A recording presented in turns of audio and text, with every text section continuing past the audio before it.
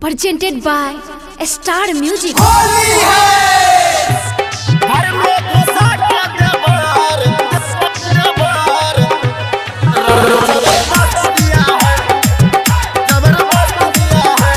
Star Digital Recording Studio, DJ Sajan.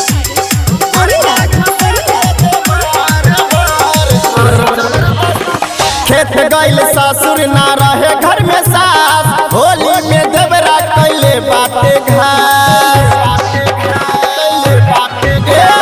खेत गइल ससुर ना रहे घर में सास, होली में देवरा कैले बाटे घर। खिड़की के बारी पूरा बंद किया है,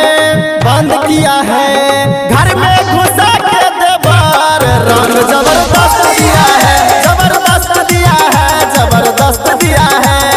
घर में घुसा के देवर रंग जबरदस्त दिया है। घर में घुसा के देवर रंग जबरदस्त दिया है।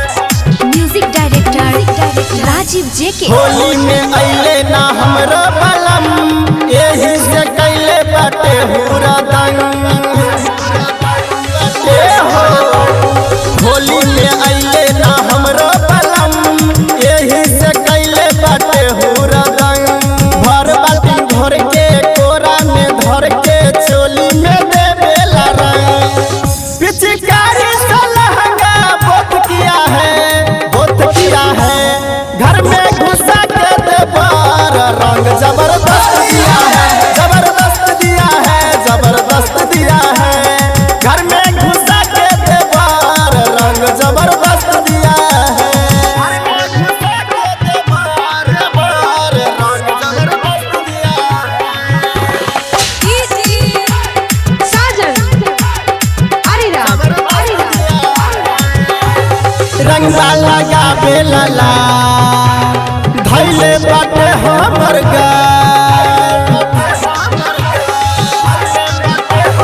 रंगवा लगावे लला धैले बाटे हमर गाल। राइटर राजीव के देहिया गहिर के देखे में लागे दबंग। किशन बड़े सा काम किया है। घर में घुसा के देवर रंग जबरदस्त दिया है, जबरदस्त दिया है। घर में घुसा के देवर रंग जबरदस्त दिया है। खेत गइल ससुर ना रहे घर में सास, होली में देवरा कैले बाटे घर। खिड़की के बारी पूरा बंद किया है। घर में घुसा के देवर रंग जबरदस्त दिया है, जबरदस्त दिया है।